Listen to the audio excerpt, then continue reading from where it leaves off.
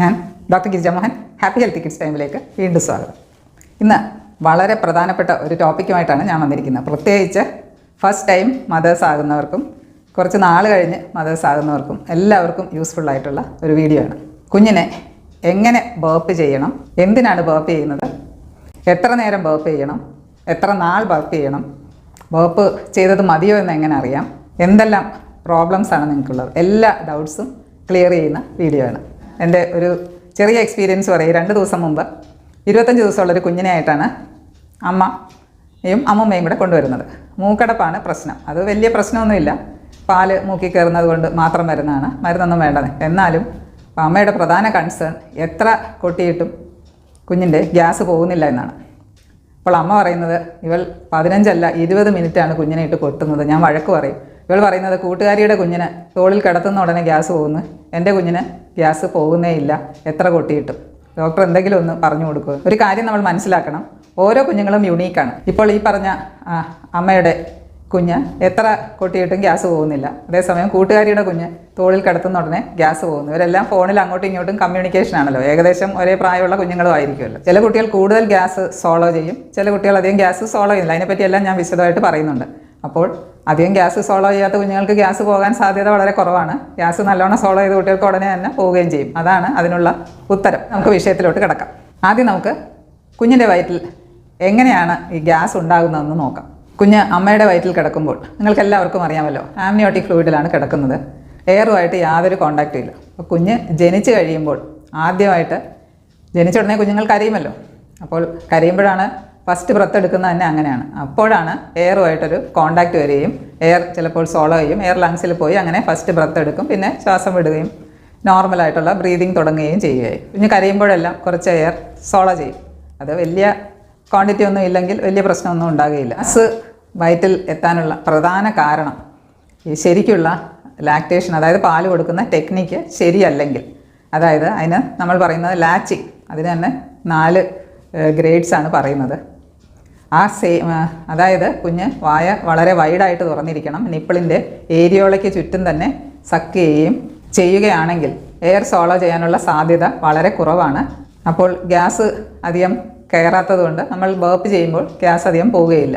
പിന്നെ ഇങ്ങനെ കൂടുതൽ എയർ സോളോ ചെയ്യുന്ന കുട്ടികളാണ് എയർ മുകളിലോട്ട് പോകുമ്പോൾ കൗട്ടുകയും ചെയ്യുന്നത്. വയറ്റിൽ തന്നെ കുഞ്ഞുങ്ങൾക്ക് പാല് ഡൈജസ്റ്റ് ചെയ്യുന്ന ബാക്ടീരിയ തന്നെ കുറച്ച് ഗ്യാസ് ഉണ്ടാക്കും. പക്ഷേ യൂഷ്വലി ആ ഗ്യാസുകളെല്ലാം താഴെ കൂടെയാണ് പോകുന്നത്. ആ ഗ്യാസാണ് ഇൻറ്റസ്റ്റൈനിൽ കെട്ടി നിന്നിട്ട് കുഞ്ഞുങ്ങൾക്ക് ഞെരിച്ചിലും പിരിച്ചിലും ഗ്യാസ് പോകുന്നവരെ കുറച്ച് ഞെരിച്ചിലും പിരിച്ചിലും ഒക്കെ കാണുന്നത് അതുകൊണ്ടാണ്. അപ്പോൾ ഈ ഞെരിഞ്ഞ് പിരിയുമ്പോഴെല്ലാം നമ്മൾ ശ്രദ്ധിച്ചാൽ മനസ്സിലാകും കുഞ്ഞ് ഗ്യാസ് കളയാൻ വേണ്ടിയാണ് അങ്ങനെ ചെയ്യുന്നതെന്ന്. കുട്ടികൾക്ക് എപ്പോഴാണ് ഈ ഗ്യാസ് കൂടുതൽ, ഏത് പ്രായത്തിലാണ് ഗ്യാസ് കൂടുതൽ ഉണ്ടാകുന്നത്, എപ്പോഴാണ് ഇത് കുറഞ്ഞു വരുന്നത്? ശരിക്കും ജനിക്കുമ്പോൾ തന്നെ പാല് കൊടുക്കുന്ന ടെക്നിക്ക് ഞാൻ പറഞ്ഞ പോലെ ശരിയല്ലെങ്കിലും എപ്പോഴും കൂടുതൽ കരയുന്ന കുട്ടികൾക്കും എല്ലാം ഗ്യാസ് ജനിക്കുമ്പോൾ തന്നെ കുറച്ച് കൂടുതലായിട്ട് കാണാം. അതങ്ങനെ കൂടി ഒരു 6 ആഴ്ചയാകുമ്പോഴാണ് സാധാരണ വയറ്റിൽ ഗ്യാസ് തങ്ങി വലിയ കരച്ചിലും ഒക്കെ ആയിട്ട് പീക്ക് ചെയ്യുന്ന സമയം ഏകദേശം 6 ആഴ്ചയോട് അടുപ്പിച്ചാണ്. പിന്നെ പതുക്കെ അത് കുറഞ്ഞ് 3 മാസം ആകുമ്പോൾ സാധാരണഗതിയിൽ ഗ്യാസ് തങ്ങി നിൽക്കുന്നതും എല്ലാം വളരെ കുറവായതുകൊണ്ട് പതുക്കെ നമുക്ക് ബേർപ്പിങ് നിർത്താനുള്ള സമയവും ആകും. എന്ന് പറഞ്ഞാൽ 3 മാസത്തിൽ തന്നെ ബേർപ്പിങ് നിർത്തണമെന്നല്ല. അപ്പോൾ നമ്മൾ പേഷ്യൻസിനോട് പറയുന്നത് തന്നെ നിങ്ങളൊന്ന് ക്ഷമയോടുകൂടെ കാത്തിരിക്കുക, ദിവസം എണ്ണി ഇരുന്നോളൂ, 3-4 മാസം ആകുമ്പോൾ കമന്ന് വീഴുമ്പോൾ ഇരുന്ന് കളിക്കാറാകുമ്പോഴെല്ലാം ഈ ഗ്യാസിൻ്റെ പ്രശ്നം തീരും എന്ന് എപ്പോഴും ആശ്വസിപ്പിക്കും. നമുക്ക് എന്താണ് ബേർപ്പിംഗ് എന്ന് നോക്കാം. ഞാൻ ഈ പറഞ്ഞ വിധത്തിൽ കുഞ്ഞിൻ്റെ സ്റ്റൊമക്കിലുള്ള ഗ്യാസ് നിങ്ങൾക്കറിയാമല്ലോ, കുഞ്ഞിൻ്റെ സ്റ്റൊമക്ക് കപ്പാസിറ്റി വളരെ കുറവായിരിക്കും. അപ്പോൾ അതിൽ പാല് കൂടാണ്ട് ഗ്യാസും കൂടെ തങ്ങി നിന്നാൽ ഉള്ള ബുദ്ധിമുട്ട് നമുക്ക് മനസ്സിലാക്കാമല്ലോ. അപ്പോൾ ഈ ഗ്യാസ് പാല് കുടിച്ച് കഴിയുമ്പോൾ ഈ ഗ്യാസ് കയറുന്നത് നമുക്ക് പുറത്ത് കളയുന്നതിന് വേണ്ടിയാണ് നമ്മൾ ബേർപ്പ് ചെയ്യുന്നത്. ഇനി എന്തിനാണ് ബേർപ്പ് ചെയ്യുന്നത്?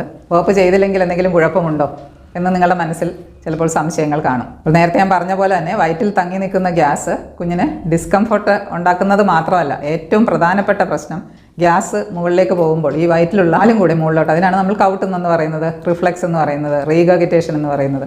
അപ്പോൾ പാല് മുകളിലേക്ക് വന്ന് വായിൽ കൂടി, നമ്മൾ പറയുമല്ലോ കുട്ടികൾ എപ്പോഴും ഇങ്ങനെ കൗട്ടിക്കൊണ്ടിരിക്കുന്ന കുട്ടികളുണ്ട്. അപ്പോൾ അതിൻ്റെ പ്രശ്നം എന്താണെന്ന് വെച്ചാൽ നമ്മൾ ശ്രദ്ധിച്ചില്ലെങ്കിൽ അത് നേരെ ശ്വാസക്കുഴലിൽ പോയി അങ്ങനെ ശ്വാസക്കുഴൽ അടഞ്ഞു പോകാനുള്ള സാധ്യത, കൂടുതൽ പാല് ശ്വാസക്കുഴലിൽ ചെന്നാൽ ചെറിയ നാരോ റെസ്പിറേറ്ററി ട്രാക്റ്റ് ആയതുകൊണ്ട് പെട്ടെന്ന് അടഞ്ഞു പോകാനും മാരകമായ കുഴപ്പങ്ങൾ വരെ ഉണ്ടാകാനുണ്ട്.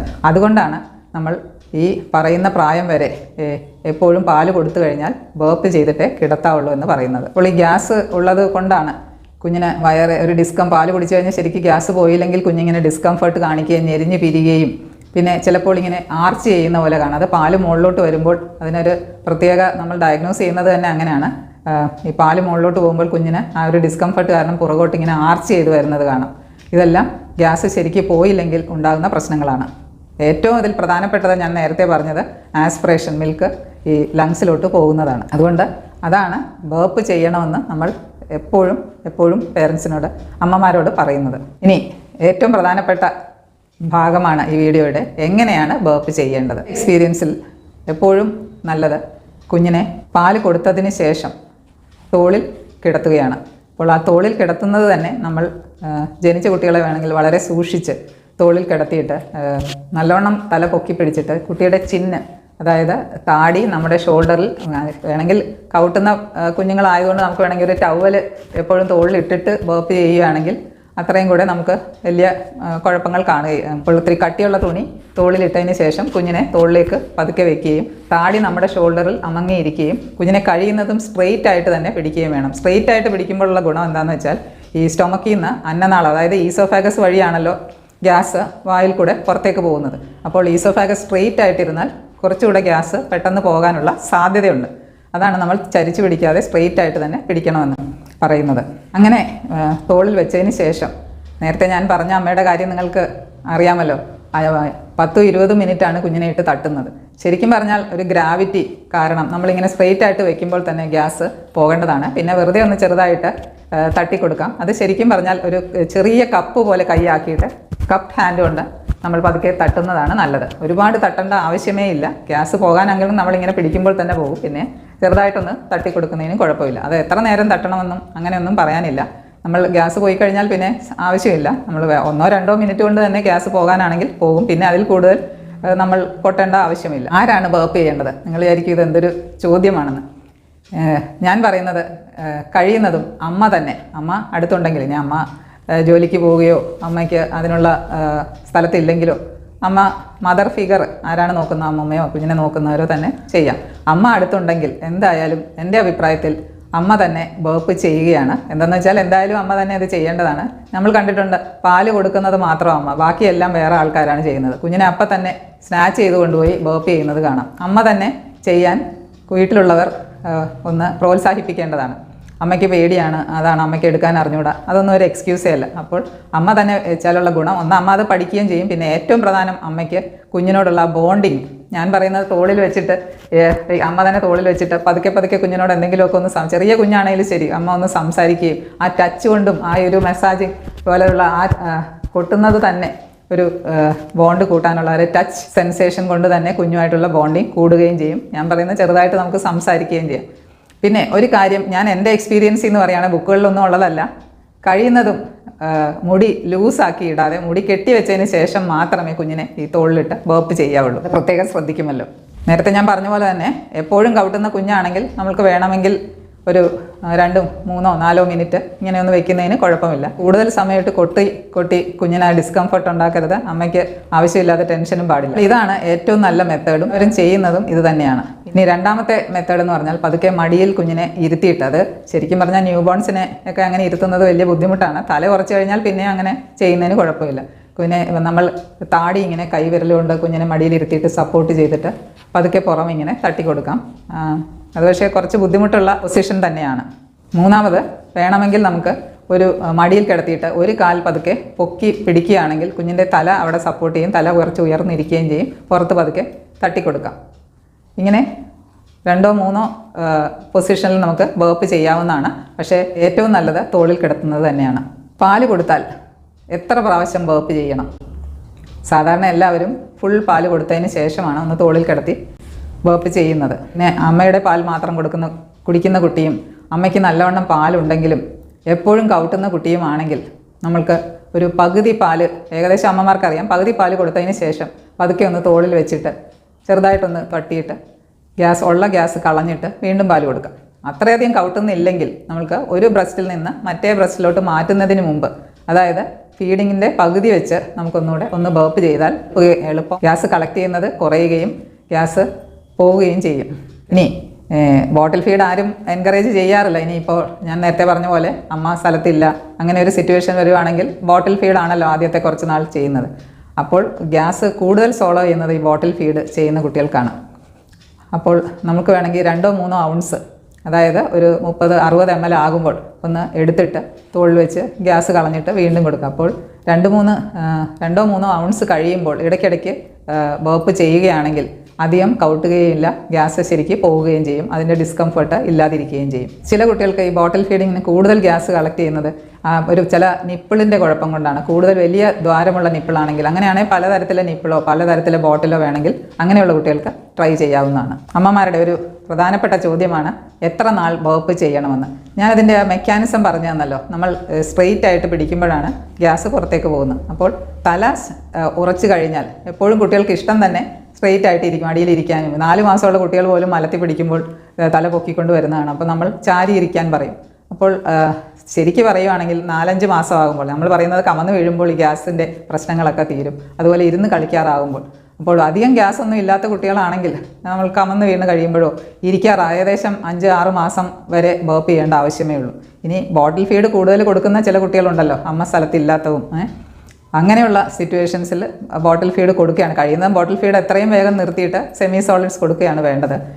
അത് കൊടുക്കാൻ തുടങ്ങുമ്പോൾ തന്നെ ഗ്യാസിൻ്റെ പ്രശ്നം തീരുന്നതാണ്. എന്നിട്ടും ചിലപ്പോൾ ബോട്ടിൽ കൊടുക്കേണ്ടി വരികയാണെങ്കിൽ അത്രയും നാൾ തന്നെ കൂടുതൽ നാൾ ബേപ്പ് ചെയ്യേണ്ടത് ആവശ്യമാണ്. അടുത്ത ചോദ്യമാണ്, കുഞ്ഞ് ഉറങ്ങിപ്പോയി, പാല് കുടിച്ചുകൊണ്ട് ഉറങ്ങിപ്പോയി, എന്നാലും ബേപ്പ് ചെയ്യണം. എന്തെന്ന് വെച്ചാൽ ഗ്യാസ് കയറുന്നത് പാല് കുടിക്കുമ്പോഴാണല്ലോ. കുഞ്ഞ് ഉറങ്ങിപ്പോകുമ്പോഴും വയറ്റിൽ ഗ്യാസ് ഉണ്ട്. അപ്പോൾ ഉറങ്ങിയാലും നമ്മൾ തോളിൽ വെച്ച് സാധാരണ ചെയ്യുന്ന പോലെ തന്നെ ബേപ്പ് ചെയ്യേണ്ടതാണ്. കുഞ്ഞിനെ ബേപ്പ് ചെയ്തിട്ട് ഗ്യാസ് പോയില്ല, നമ്മൾക്ക് ഇനി വീണ്ടും ബേപ്പ് ചെയ്യണോ എന്ന് എങ്ങനെ മനസ്സിലാക്കാം? കുഞ്ഞ് കിടത്തിയ ഉടനെ സുഖമായി ഉറങ്ങുകയാണെങ്കിൽ കുഞ്ഞിൻ്റെ വയറ്റിൽ ഗ്യാസ് ഒന്നുമില്ല, വലിയ പ്രശ്നങ്ങളൊന്നുമില്ല, വീണ്ടും ബേപ്പ് ചെയ്യേണ്ട കാര്യമില്ല. അതേസമയം കുഞ്ഞ് കിടക്കുമ്പോൾ ഡിസ്കംഫർട്ട് കാണിക്കുകയും ഞെരിഞ്ഞ് പിരിയുകയും പാല് കൗട്ടി വരികയും ചെയ്യുകയാണെങ്കിൽ ഉടനെ എടുത്ത് വീണ്ടും നമ്മൾ ബേപ്പ് ചെയ്യേണ്ടതോ അല്ലെങ്കിൽ കുറച്ച് സമയം തോളിൽ വെക്കുകയോ ചെയ്യേണ്ടതാണ്. കുഞ്ഞുങ്ങൾക്ക് കൂടുതൽ ഗ്യാസ് വരാതിരിക്കാൻ നിങ്ങൾ എന്തെല്ലാമാണ് ശ്രദ്ധിക്കേണ്ടത്? കഴിയുന്നതും ഇരുന്ന് തന്നെ തല പൊക്കി വെച്ച് പാല് കൊടുക്കുകയാണെങ്കിൽ കൂടുതൽ ഗ്യാസ് വയറ്റിൽ തങ്ങി നിൽക്കുകയില്ല. പിന്നെ അത് കൂടാണ്ട് ഏറ്റവും പ്രധാനം, ഞാൻ ഈ വീഡിയോയുടെ ആദ്യം പറഞ്ഞിരുന്നല്ലോ, ഗ്യാസ് കുഞ്ഞിൻ്റെ വയറ്റിലെത്തുന്നത് ശരിയായിട്ടുള്ള ലാച്ചിങ്, അതായത് ഈ നിപ്പിളിൻ്റെ അറ്റം മാത്രം സക്ക് ചെയ്ത് ഇങ്ങനെ ശബ്ദം കേൾപ്പിച്ച് പാല് കുടിക്കുന്ന കുട്ടികൾ നിങ്ങൾ ശ്രദ്ധിച്ചാൽ അറിയാം. നിപ്പിളിൻ്റെ അറ്റം മാത്രം സക്ക് ചെയ്യുന്ന കുട്ടികൾ ആണെങ്കിൽ അമ്മയ്ക്ക് തന്നെ പ്രശ്നം ക്രാക്ക് നിപ്പിളിൻ്റെ ഒരു പ്രധാന കാര്യം അതാണ്. അപ്പോൾ ഈ നിപ്പിൾ മാത്രം സക്ക് ചെയ്യുമ്പോൾ എയർ കൂടുതൽ സോളോ, കുഞ്ഞ് ഈ ശബ്ദത്തോടു കൂടെ പാല് കുടിക്കുന്നത് എയർ സോളോ ചെയ്യുന്നതാണ്. അപ്പോൾ അങ്ങനെയുള്ള കുട്ടികൾക്ക് കൂടുതൽ ഗ്യാസാണ്. അതുകൊണ്ടാണ് നമ്മൾ ആ ഏരിയയുള്ള നിപ്പിളിന് ചുറ്റുമുള്ള ആ കറുപ്പിന് ചുറ്റും തന്നെ വൈഡായിട്ട് മൗത്ത് തുറന്ന് ഏരിയോളയ്ക്ക് ചുറ്റും തന്നെ സക്ക് ചെയ്യിപ്പിക്കുക. ശരിയായ ലാച്ചിങ് അങ്ങനെയാണ്. അങ്ങനെ ശരിയായ മെത്തേഡിൽ അല്ലെങ്കിൽ തന്നെ ഗ്യാസ് കൂടുതൽ സോളോ ചെയ്യുന്നതാണ്. ഓവർ ഫീഡിങ് ആണ് വേറൊരു കാര്യം. ചില അമ്മമാർ കുഞ്ഞ് കരയുന്നതെല്ലാം 15 മിനിറ്റ് കഴിയുമ്പോൾ കുഞ്ഞ് കരയുന്ന ചിലപ്പോൾ വേറെ എന്തെങ്കിലും കാരണം എന്നാലും പാല് കുടിക്കും. അപ്പോൾ ഓവർ ഫീഡിങ് ആണെങ്കിലും ഇതുപോലെ ഗ്യാസ് കൂടുതൽ കയറുകയും കൂടുതൽ കൗട്ടുകയും അതിൻ്റെ പ്രോബ്ലംസ് വേറെ ആയിരിക്കും. എന്ന് പറഞ്ഞാൽ കറക്റ്റ് ഇത്ര സമയം കഴിഞ്ഞ് മാത്രമേ പാല് കൊടുക്കാമെന്നല്ല, ഡിമാൻഡ് ഫീഡിങ് തന്നെയാണ് വേണ്ടത്. വിശക്കുമ്പോൾ കൊടുക്കാം, പക്ഷേ ഇങ്ങനെ ഫ്രീക്വൻ്റ് ആയിട്ടല്ല. കുഞ്ഞിന് ശരിക്കും വിശക്കുമ്പോൾ പാല് കൊടുത്തിരിക്കണം. പിന്നെ ബോട്ടിൽ ഫീഡിംഗ് ആണ് വേറൊരു പ്രധാന കാര്യം. കഴിയുന്നതും ബോട്ടിൽസ് എത്രയും പെട്ടെന്ന് നിർത്താൻ നോക്കുക. പിന്നെ കൂടുതൽ പ്രാവശ്യം ഇടയ്ക്കിടയ്ക്ക് ബോട്ടിൽ കൊടുക്കുമ്പോഴും നേരത്തെ പറഞ്ഞ പോലെ തന്നെ ഇടയ്ക്കിടയ്ക്ക് ബേപ്പ് ചെയ്തുകൊണ്ടിരിക്കണം. ഏത് പൊസിഷനിലാണ് ഗ്യാസ് കൂടുതൽ പോകുന്നതെന്ന് തോന്നുന്നു ആ പൊസിഷൻ അഡോപ്റ്റ് ചെയ്യുക. ഗ്യാസ് ശരിക്ക് പോയില്ലെന്ന് നിങ്ങൾക്ക് തോന്നുകയാണെങ്കിൽ എന്ത് ചെയ്യണം? ഒന്നും കൂടെ ബേപ്പ് ചെയ്യുക, അല്ലെങ്കിൽ കുറച്ച് നേരം തോളിൽ വെച്ച് വെച്ചുകൊണ്ടിരിക്കുക എന്നുള്ളതാണ്. അമ്മയുടെ ഭക്ഷണവും ഗ്യാസുമായിട്ട് എന്തെങ്കിലും ബന്ധമുണ്ടോ? ശരിക്കും പറഞ്ഞാൽ ഒരു ബിഗ് നോ എന്ന് തന്നെയാണ് പറയേണ്ടത്. നമ്മൾ കാണുന്നത് അമ്മ ചില മരുന്നുകൾ കഴിക്കുമ്പോഴോ, പ്രത്യേകിച്ച് സാധാരണ കഴിക്കാത്ത പ്രസവ ശുശ്രൂഷയ്ക്ക് കഴിക്കുന്ന ചില മരുന്നുകൾ കഴിക്കുമ്പോൾ കുഞ്ഞ് കൂടുതൽ കരച്ചിലും കൂടുതൽ ഗ്യാസും ആണെന്ന് അമ്മമാർ പറയാറുണ്ട്. ചിലപ്പോൾ നമ്മളതൊന്ന് 2-3 ദിവസത്തേക്കൊന്ന് നിർത്തി നോക്കൂ. അപ്പോൾ കുറയുവാണെങ്കിൽ അതിൻ്റെ ആണെന്ന് മനസ്സിലാക്കാമല്ലോ. എന്നിട്ട് പിന്നെ വേണമെങ്കിൽ കണ്ടിന്യൂ ചെയ്തുവെന്ന് പറയാറുണ്ട്. പറഞ്ഞ് അമ്മയ്ക്ക് പാല് കൊടുക്കാതിരിക്കുകയോ ചില കാരണങ്ങളിൽ മാത്രമേ നമ്മൾ അമ്മ പശുവും പാലൊന്ന് നിർത്തി നോക്കൂ എന്ന് പറയാറുള്ളൂ. അപ്പോൾ അങ്ങനെ അല്ലാത്ത സിറ്റുവേഷൻസിലെല്ലാം അമ്മ പാല് കുടിക്കേണ്ടതാണ്. ആവശ്യത്തിന് പ്രോട്ടീനും കാൽഷ്യവും മിനറൽസും എല്ലാം ഉള്ള ഭക്ഷണം കഴിക്കേണ്ടത്. എന്നാലേ ഹെൽത്തി ആയിട്ടുള്ള ബ്രസ്റ്റ് മിൽക്ക് കുഞ്ഞിന് കിട്ടുകയുള്ളൂ, കുഞ്ഞും ഹെൽത്തി ആകുകയുള്ളൂ. അപ്പോൾ ആവശ്യമില്ലാതെ അമ്മയുടെ ഭക്ഷണങ്ങൾ നിയന്ത്രിക്കരുതെന്ന് തന്നെയാണ് പറയുന്നത്. ആവശ്യത്തിന് വെള്ളം കുടിക്കേണ്ടതും വളരെ അത്യാവശ്യമാണ്. അല്ലെ ആവശ്യത്തിനുള്ള ബ്രസ്റ്റ് മിൽക്ക് ഉണ്ടാകുകയുള്ളൂ. ചിലർ ചോദിക്കുന്നതാണ്, ഒരു നിവൃത്തിയില്ലാതെയാണല്ലോ ഡോക്ടേഴ്സ് ഫോർമുല പാൽപ്പൊടി കൊടുക്കാൻ കുഞ്ഞുങ്ങളോട് പറയുന്നത്. അപ്പോൾ അത് നിർത്തിയാൽ വല്ല ഗുണമുണ്ടെന്ന് വെച്ചാൽ ഫോമുലയെക്കാട്ടിലും അത് കൊടുക്കുന്ന മെത്തേഡാണ്. കപ്പ് ആൻഡ് സ്പൂൺ വെച്ച് കോഴി കൊടുക്കുന്ന കുട്ടികൾക്ക് അത്ര ഗ്യാസ് ഉണ്ടാകുകയില്ല. ഈ നിപ്പിൾ സക്ക് ചെയ്യുമ്പോഴാണ് കൂടുതൽ എയർ സോളോ ചെയ്യാവുന്നത്. അല്ലാതെ ഫോമുല മാറ്റി മാറ്റി കൊടുത്തിട്ട് ഗ്യാസിന് വലിയ പ്രയോജനമുള്ളതായിട്ട് കാണുന്നില്ല. ഗ്യാസിൻ്റെ മരുന്ന് കൊണ്ട് പ്രയോജനമുണ്ടോ? നിങ്ങൾക്കറിയാമല്ലോ, കോളിക്കിന് ഒരുപാട് മരുന്നുകൾ പല പല കമ്പനികൾക്കുണ്ട്. അതിൻ്റെ എല്ലാം കണ്ടൻറ്റ് സിമെത്തിക്കോൺ എന്ന് പറഞ്ഞാൽ അതൊരു കാർമിനേറ്റീവ് മരുന്ന് തന്നെയാണ്. അതുകൊണ്ട് ചില കുട്ടികൾക്ക് പ്രയോജനമുണ്ട്. ആവശ്യമുണ്ടെങ്കിൽ അപ്പോൾ മാത്രം കൊടുക്കാം, അല്ലാതെ കൂടുതൽ ദിവസമോ കൂടുതൽ പ്രാവശ്യമോ കൊടുക്കേണ്ട കാര്യമില്ല. ചില കുട്ടികൾക്ക് കുറച്ച് ഗുണം കിട്ടുന്നതായിട്ട് കാണുന്നുണ്ട്. പ്രോബയോട്ടിക്സിന് വല്ല റോളും ഉണ്ടോ? ഇപ്പോൾ എല്ലാം പ്രോബയോട്ടിക്സിൻ്റെ കാലമാണല്ലോ. അങ്ങനെ ഡെഫിനറ്റായിട്ട് ഒരു റിലേഷൻ ഇതുവരെയും കണ്ടുപിടിച്ചിട്ടില്ല. പഠനങ്ങൾ നടക്കുന്നുണ്ട്. അപ്പോൾ അതിൻ്റെയും ആവശ്യം തൽക്കാലം ഇല്ല. നിങ്ങളെല്ലാവരും സന്തോഷിക്കേണ്ട ഒരു ഗുഡ് ന്യൂസ് എന്താണെന്ന് വെച്ചാൽ ഇതെല്ലാം ഈ ഗ്യാസും തീർന്നു പോകും. അതായത് ഒരു കമന്ന് വീഴുകയോ ഇരുന്ന് കളിക്കുകയോ ചെയ്യുമ്പോൾ ഈ പ്രശ്നങ്ങളെല്ലാം തീരുന്നതാണ്. ഗ്യാസിനെ പറ്റി ഒരുപാട് വറി ചെയ്യേണ്ട കാര്യമില്ല. അമ്മമാർ ആവശ്യമില്ലാതെ വറി ചെയ്താൽ എന്താണ് ഉണ്ടാകുന്നത്? ഉള്ള പാല് പോലും കുറഞ്ഞു പോകും. പിന്നെ കുഞ്ഞിന് ആവശ്യമില്ലാതെ പൊടിപ്പാലെല്ലാം കൊടുക്കേണ്ടി വരും. അതുകൊണ്ട് എപ്പോഴും റിലാക്സ് ചെയ്ത് ഈ ഗ്യാസ് എല്ലാം പോയി തീരുമെന്നും കുറച്ച് നാൾ കഴിയുമ്പോൾ കുഞ്ഞിനൊരു പ്രശ്നം ഉണ്ടാകുകയില്ലെന്നും ഇതെല്ലാം നോർമലാണെന്നും വിചാരിച്ച് റിലാക്സ് ചെയ്ത് കുഞ്ഞിനെ സമാധാനത്തോടുകൂടി പാല് കൊടുക്കുക എന്നെങ്കിൽ കുഞ്ഞ് എപ്പോഴും ഹാപ്പിയായും ഹെൽത്തി ആയിട്ടും ഇരിക്കും. സംശയങ്ങളെല്ലാം തീർന്നു കാണുമെന്ന് വിചാരിക്കുന്നു. ഇനി വേറൊരു വിഷയമായി അടുത്ത വീഡിയോയിൽ കണ്ടുമുട്ടാം. നന്ദി, നമസ്കാരം.